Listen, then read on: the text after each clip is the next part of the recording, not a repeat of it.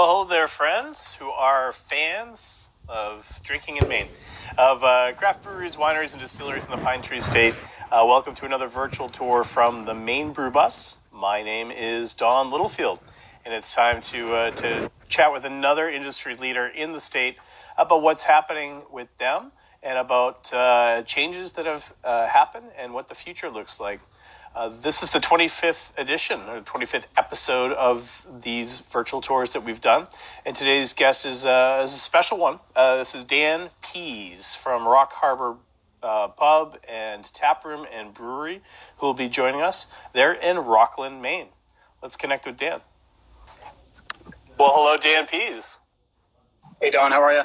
I'm well. What's happening in Rockland today? Well, it's a lot different than the last time you visited Rockland, I can tell you that. For context, if you don't know, Dan was the subject of Cheers in Maine, which is or Cheers from Maine. I got the title of the show wrong, which is a TV show that's on News Center Maine that I host along with Topher Mallory from Split Rock Distilling. And we did a recent episode in Rockland, but it was in February, so it was before, or early March perhaps, before all this stuff went down. Vastly different. How are you today? All right? Yeah, doing all right. Good for a good discussion? Yeah, all set, ready to roll. Perfect. What do you have in your glass? I'm actually drinking our Underway Pilsner, which is actually newly down in Portland and distributed through Craft Collective down there. So Awesome. That's great. I'm enjoying a little Rising Tide Maine Island Trail Ale because Nice. I didn't try hard enough to get your beer in Portland. I didn't know that it was going to be that easy to do. So, well, we were actually in a bit of a transition and had a distributor down there. Craft Collective just picked up 3 of our brands. And we were kind of about ready to launch that, and then this happened, and so it is down there in cans. It is available, and then as soon as the restaurants and bars open back up, we hope to see it, on draft in some places and doing some events and that type of stuff. Awesome. Well, that's good to hear, and congratulations to that. That's excellent. So, for those who don't know you or don't know that much about Rock Harbor. This is a story that has been going on for almost a decade now. So maybe you could kind of set it all up. How did you get to where you're at now with Rock Harbor Brewing? Sure. Yeah. So I started, it'll be 9 years in June of this year, as just a pub, downtown Rockland.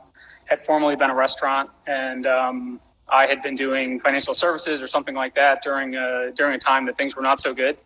Probably much like now. We remember those times, 2008, 2009-ish, something like that. Yeah.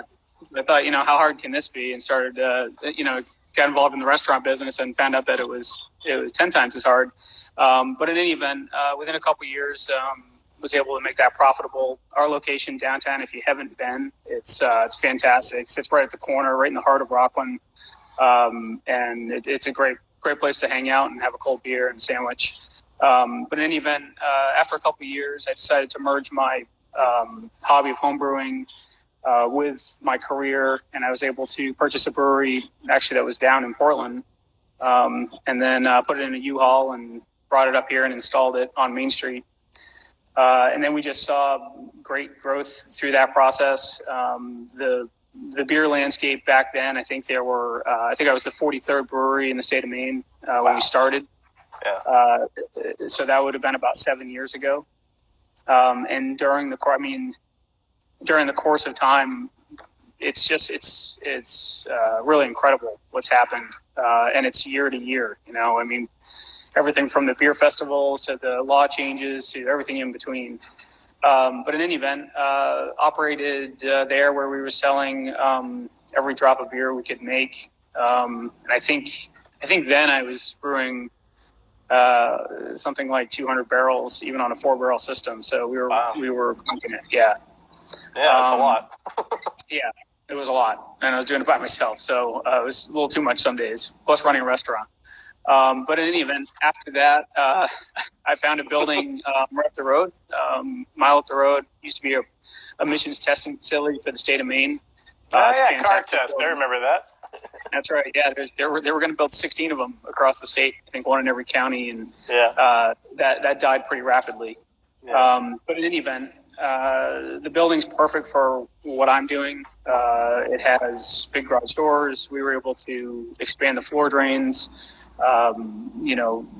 Really build it out the way that it should be. And I had, in the last 5 years, had been to plenty of breweries and plenty of tap rooms and had a good feel for what I wanted to do here.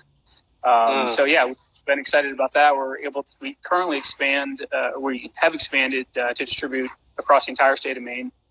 So if you have a favorite restaurant, hopefully here soon, that's open that you like to see our beer in, we can make that happen usually. Or if you have a package store or something like that, I think we can 7 or 8 of our products right now, both in 16 and 12 ounce cans. Wow. So there's so many questions I want to ask. So I guess the first one is, prior to purchasing the pub and restaurant, did you have any background in restaurants at all? No, I didn't. Not even as a dishwasher, grill guy, anything. When I was 21, I think I was 20 actually. I tended bar one summer at a local restaurant, a seasonal restaurant. But then years went by before. I mean, I think it was 4 or 5 years later. The story there is that the building that I'm in, which is downtown Rockland, 416 Main Street, my parents have actually owned that building for probably 30 years. And my mother used to run a clothing store in that same building. So when I was just a little guy, she was running the clothing store in the exact same place that I'm running my pub today. So, but what ended up happening was the restaurant that was there went out of business. And so as a family, we were sitting there with an empty restaurant. All the equipment, all the tables and chairs, all the things were there. And, I took the opportunity to go in there and do it. But the restaurant business truly is a challenge. And so going in with no experience and having never really been people before, and then you're managing, I tell people the restaurant business is it's like 2 different businesses. You have your front of house, which is a certain crowd, and then you have your back of house, which is a certain crowd. And really you have to be able to, because they're 2 different jobs, and they're so extremely different.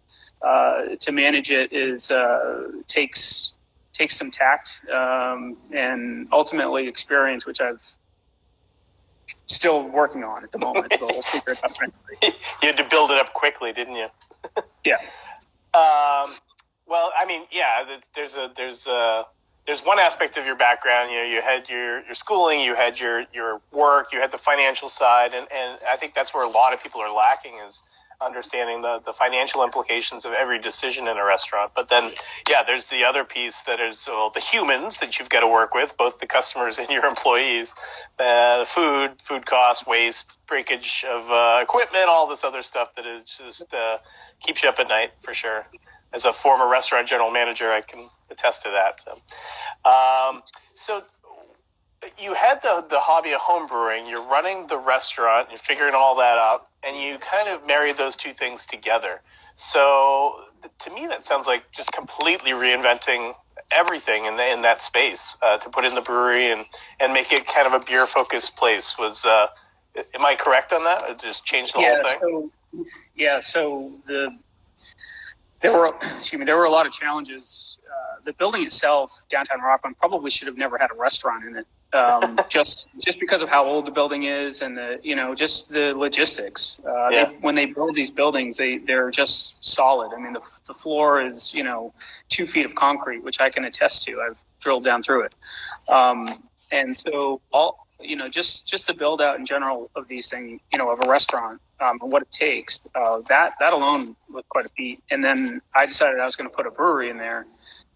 The major challenge that I had was finding a brewery that I was able to install that wasn't going to be so invasive to the building that it was going to cost me more than the brewery itself to put in. Yeah. And so ultimately, Tom Bull at the time, Bull Jagger, was selling his brew house, which was an electric brewery, and I was able to purchase that. And so actually our brewery is vented. So it vents actually inside the brewery space. To put in proper ventilation for a natural gas or a propane brewery would have cost a fortune. And so things kind of just lined up the right way. It was meant to be. And then when we did make that change, when we flipped over from, this restaurant that had kind of, it wouldn't change a lot when I went in there. I couldn't afford it. I borrowed a very small amount of money to start that restaurant. And so when we put the brewery in, it really changed everything. Not only did it change the fact that we were, putting out a different, product, but the other thing that it did was it just physically changed the space. And I think that got people's attention, and kind of got people back in and engaged and that type of thing. Because again, during that time, things were a little tough. People economically were having issues and stuff like that. So the other huge part about putting that brewery in, at least for me, was when I was in the restaurant business for that 2 years, although I was there and actively participating and doing all the things you're talking about, which is trying to do food costs and work with employees and that type of stuff, I wasn't passionate about it. Yeah. And so what happened was when I put the brewery in, it really changed the game for me. At the point that I did that install after 2 years, it was either I'm giving up this venture because I really don't love it, or I'm going to put a brewery in. And so those things lined up, and I was able to do it. But I can tell you, I wouldn't be in the restaurant business today had those things not come together. Yeah, that's great. That's great because that's very honest too. Because there are a lot of people that are like, "Oh no, I was really, really good at restaurants. I run a great restaurant," and you realize that it might have been great, but it wasn't completely your passion. What was your passion? Home brewing, finding the right equipment to fit in the right space. The building. When was the building built? Over 100 years ago? Yeah, something like that. Yeah. So so you've got all of those things of old structure, weight supported on the floor, code issues, the venting, water supply, all these things to think about. Massive undertaking, but when you put that brewery in there, it completely changed the face of what was happening. And Rockland, if you've not been to Rockland, if you're not from Maine, Rockland is a place that has a very vibrant Main Street. It has a very clear view of the harbor. There's a lot of areas where you can walk around there, and it has had breweries before. I distinctly remember going to Waterworks and to a craft brewery that was tucked in around the corner. And that would have been in the 90s. So Rockland has had this identity of having craft beer there before. And I feel like you brought that back, which is fantastic. All right. So, big decision when you said, all right, I've got this little pub where we've got, a small system. It's going really well. People like my beer. And then to find that facility that you're in now, was a big step. So when did you first start to realize that you needed to kind of upgrade and level up, so to speak? Well, I just kind of reached a point where we're either going to continue on that same path, of the restaurant side of things, and continue to make that 4 barrels at a time, or I was just seeing a lot of success from other breweries like Rising Tide that you're drinking, Gagan Brothers, some of these other ones that when I looked at it and I saw that their distribution was moving forward and that type of thing, I said, I think this is the time to take the opportunity, make it happen, and then also ease the amount of work too that I was doing at the pub, because we were wearing that system and that space down in a hurry. I mean, if you were to look at it today, it needs some work. And I brew very rarely there now. We do like an imperial stout. That's about it. But what's interesting is, so I was a 43rd brewery in the state of Maine when we started. 5 years later, there were 5 years later, after I went through the whole process and did the licensing for this facility, I was the 81st brewery in the state of Maine. That was in 5 years. A lot of change in 5 years. yeah, but what's more interesting is 2 years later, where we are today, there's 160. Right. So, so at the time, the business decision was extremely sound. Today in today's market, it's a large challenge. Now you're not. There's a lot more breweries across the state of Maine. There's a lot more small breweries. There's a lot more diversity. So now we're looking at where I thought maybe we'd be out of state in 5 years or something like that. We're going to be out of state this year. We're going to be moving to Massachusetts and Rhode Island in order to make sure that we're moving enough product to keep the lights on. That's I'm kidding. We're doing fine. But I mean, just to keep the thing rolling. We want to grow. We don't want to be stagnant. And so as we continue through this process, you just kind of have to make sometimes those steps a little bit faster than you originally planned. Absolutely, and that's you gotta know when the time is right. You got to see through it and make sure it's a success, and that's something you've always been working on. We want to just kind of reset here. We're talking with Dan Pease. Dan is the founder of Rock Harbor Pub and Brewery and Tap Room, which are all in Rockland. Those are two separate buildings, one on Payne Avenue. Is it 5 Payne Avenue? That's correct. 5 Payne. And then 414 Main Street. 416 Main. So close, 416. You would have got next door. It's fine. They're both in Rockland. This is a virtual tour from the Maine Brew Bus. My name is Don Littlefield, and Dan was so much on time we didn't get a chance to say hi to a few folks. So let's do that now. McKenna Construction. They do some log cabin building, maintenance and repair. Our friends Hal and Cindy from LA Beer Hop in Los Angeles, California. They've got a couple questions for you, or at least one, so stand by. Lisa Marie's Made in Maine. That's a great retail shop that's right down in the Old Port in Portland. Check them out online. It's Lisa Marie's Made in Maine. I also saw Heinz Brothers, who have been able to join us for a bunch of these discussions and beers with Rick as well. So thanks for joining us today as we chat with Dan Pease. So the question that LA Beer Hop asks from the West Coast is, this place called Primo, is it worth all the hype? It's been on my radar for a long time. So what's your feeling on Primo, your neighbor, a highly acclaimed restaurant owned by Chef Melissa Kelly in Rockland? Sure. Great question. It is definitely worth the hype. Right. I'm actually pretty good friends with Melissa, as well as their general manager, Ian. The food's incredible. The atmosphere is incredible.